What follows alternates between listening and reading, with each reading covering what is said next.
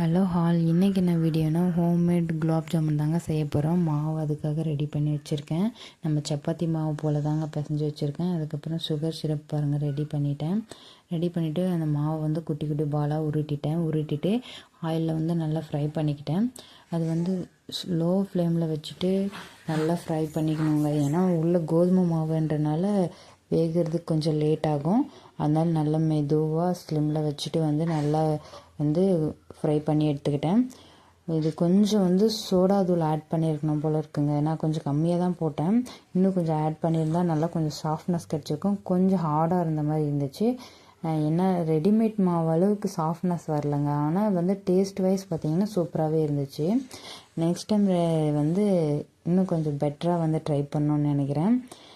நீங்களும் செஞ்சு பாருங்கள். உண்மையிலே டேஸ்ட் நல்லா இருந்துச்சுங்க. கோதுமை மாவு செய்கிறதுனால உண்மையிலே ஹெல்த்துக்கு ரொம்ப நல்லதுங்க தாங்க. பாருங்கள், நெக்ஸ்ட் டே பார்த்திங்கன்னா நல்லாவே இருந்துச்சு. டேஸ்ட் வைஸ் பார்த்திங்கன்னா சூப்பராகவே இருந்துச்சு. வீடியோ பிடிச்சிருந்தால் லைக் பண்ணுங்கள், ஷேர் பண்ணுங்கள், கமெண்ட் பண்ணுங்கள்.